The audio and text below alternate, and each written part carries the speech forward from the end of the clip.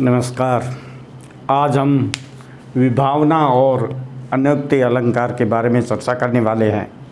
पहले विभावना अलंकार को देखेंगे।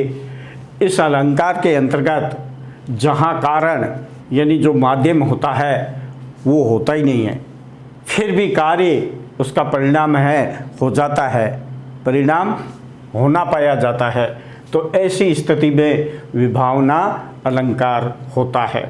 किसी भी कार्य का जब परिणाम होता है तो उसमें कारण होना जरूरी है, लेकिन विभावना अलंकार में कारण यानी माध्यम नहीं होता है, वहाँ पाया नहीं जाता उन पंक्तियों में। फिर भी बिना कारण बिना माध्यम वो जो कार्य है उसका परिणाम पूर्ण हो जाता है, परिणाम का होना पाया जाता है, तो वहाँ विभावना अलंकार होता है। इस अलंकार की पहचान की यदि बात करें तो उन पंक्तियों में बिना, बिन और बिनु इन शब्दों का प्रयोग हमें मिलता है। जैसे उदाहरण के माध्यम से इसको हम समझने का प्रयास करेंगे।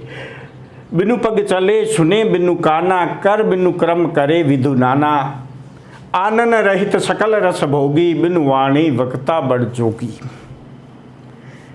इस उदाहरण पर अपन मंथन करते हैं, चिंतन करते हैं कि इस उदाहरण में कोई कारण यानी माध्यम होता ही नहीं है और बिना माध्यम काम हो रहा है, परिणाम प्राप्त हो रहा है। जैसे बिनु पग चले, पैर है नहीं, पग यानी पैर, पैर नहीं है फिर भी चलने की क्रिया हो रही है, चल रहे हैं। सुने बिनु काना, काना यानी कान, कान नहीं है फिर भी सुनाई दिया जा रहा है।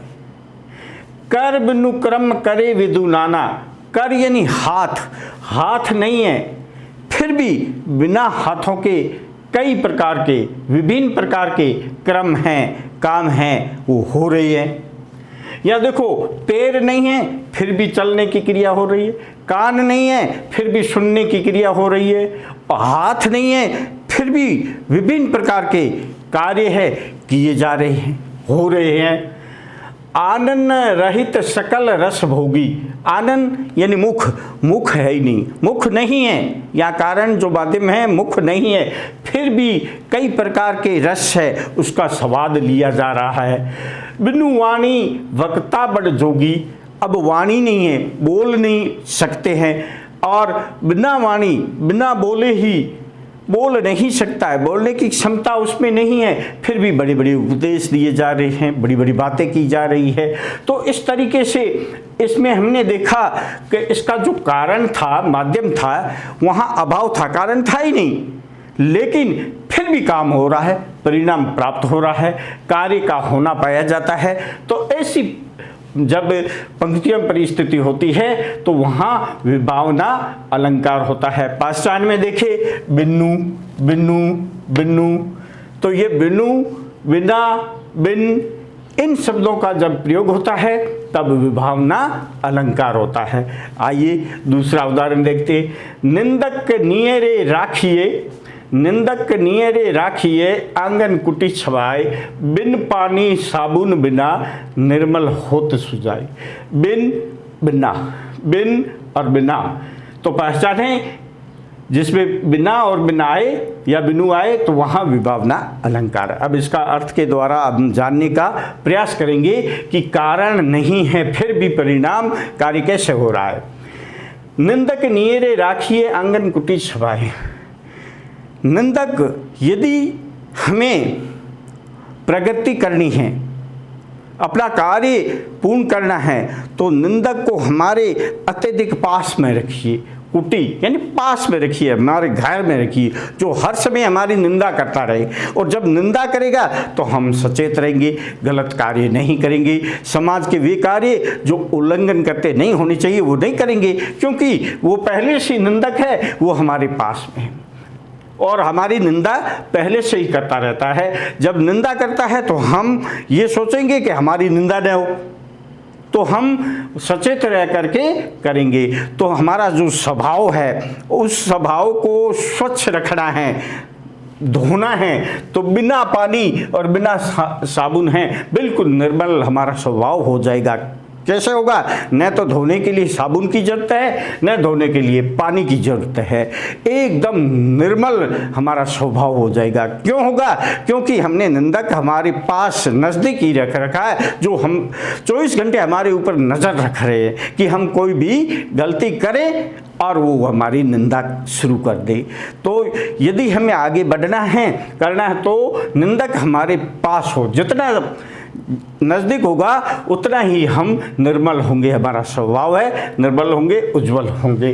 तो इस तरीके से हमने देखा पहले कि जहाँ इस अलंकार में एक तो कारण होता ही नहीं है, बिना कारण कार्य है पूर्ण हो जाता है, उसका परिणाम है प्राप्त हो जाता है, और पहचान के तौर पर बिना, बिनु और भिन्न शब्दों का प्रयोग किया जाता है। आइए अन्योक्ति अलंकार के बारे में चर्चा करते हैं। शब्द देखते हैं। अन्योक्ति थोड़ा भारी कठिन शब्द है, अब इसको समझना है तो इसका विच्छेद, संधि विच्छेद करें। अन्य प्लस उक्ति, अन्य उक्ति, अन्य यानी दूसरा, उक्ति यानी कथन, यानी जो बात कहीं और पर कहे और लागू किसी और पर हो।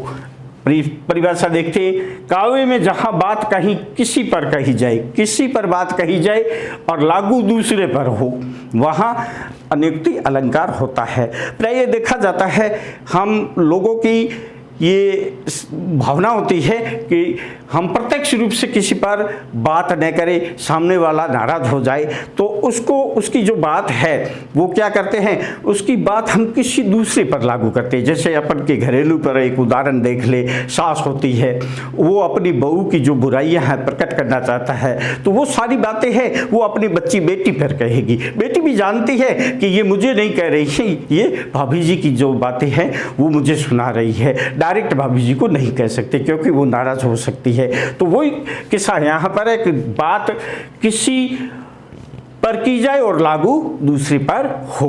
आइए इसको और अन्योक्ति अलंकार को हम उदाहरण के माध्यम से समझने का प्रयास करेंगे। पहला हमारा उदाहरण है, नहीं पराग नहीं मधुर, मधु नहीं विकास ही काल, अले कले ही शो बिंदु आगे कौन हवाल।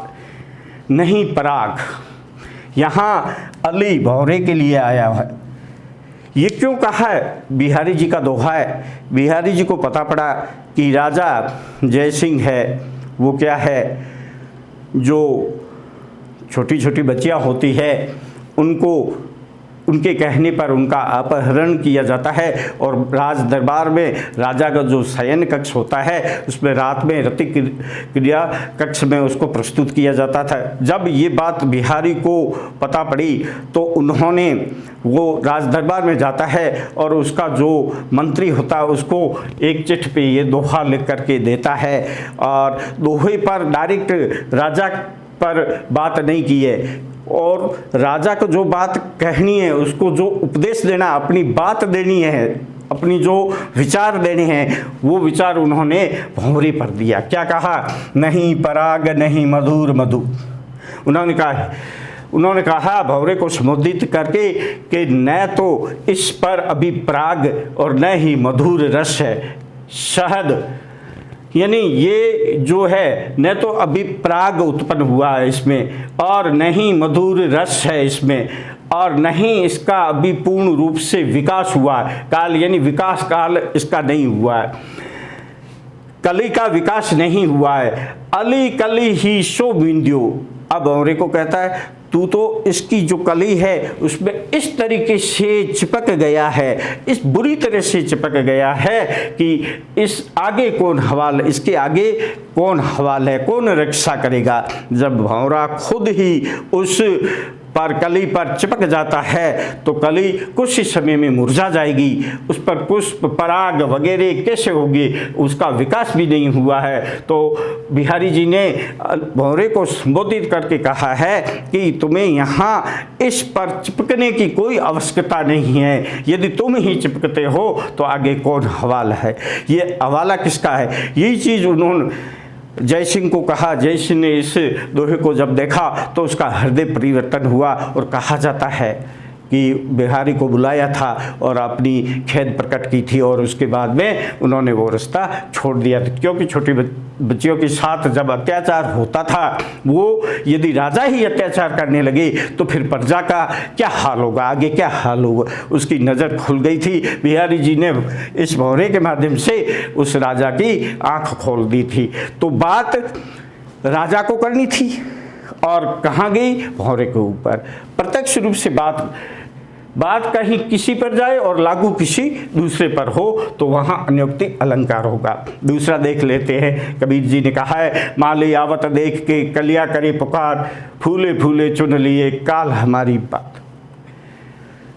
वो कहते हैं कि माली आ गया और कलियां जोर से पुकार रही है कि इस उद्यान में जितने भी पुष्प है, फूल है, उस फूल को चुन लेने के बाद में कलियां कहती है कि हमारी बारी आएगी, हमारा भी नष्ट होना तय है। वैसे काल यहाँ यमराज के लिए भी होता है, मनुष्य पर भी लागू होता है।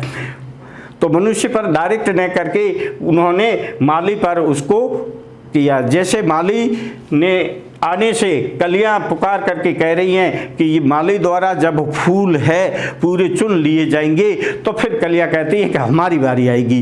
वैसे ही माली की जगह आप यमराज को पूछ लीजिए, मान लीजिए यमराज जब आएगा तो जो बड़े बुजुर्ग आज यहाँ कल उधर परसों उधर एक एक आदमी को वो उठा के ले जाएगा। जब उसकी बारी मृत्यु होती है तो उसको ले जाते हैं तो शोक के रूप में ये कहते हैं कि आज इसका नंबर है, कल उसका है, आने वाले समय में हमारा नंबर है। ये जो माली है, माली की जगह यमराज है, उसको काल से संबोधित किया गया है। इसलिए हमें क्या हमेशा अपने हिसाब से रहना चाहिए। तो यहाँ बात किसी और पर की जा रही है और लागू किसी और पर हो रही है। एक और देख लेते हैं, लास्ट उदाहरण, करी फुलन का आचमन मीठे कहत सराही, रे गंदी मती मंद तू इतर दिखावत काही। एक बार इतर बेचने वाला किसी क्षेत्र में जाता है, वहाँ रहने वाले लोग हैं वो क्या है, इतर से परिचित नहीं होते हैं, तो इत्र वाला जाकर के सभी व्यक्तियों के हाथ पर डालता है। वो उनको जानकारी नहीं है लोगों को, तो क्या है वो उसको चाटने लगते होता सूंघना है, सुगंध कैसी है, लेकिन उनको ज्ञान नहीं था, वो चाटने लग गए। और फिर क्या कहते हैं, मीठे कहत सराय, बहुत उसकी सराहना भी कर रहे थे कि ये तो इत्र बहुत ही मीठा है। कहते हैं रे गंदी, या इत्र बेचने वाले के लिए आया कर, रे गंदी तू तो महामूर्ख है, जिसको इत्र दिखावत काहे, इनको क्यों इत्र दिखा रहा है, इनको तो जब जानकारी भी नहीं है, इनके बारे में जानते भी नहीं है। तो जिनको जानकारी नहीं है उनको दिखाने की आवश्यकता नहीं है।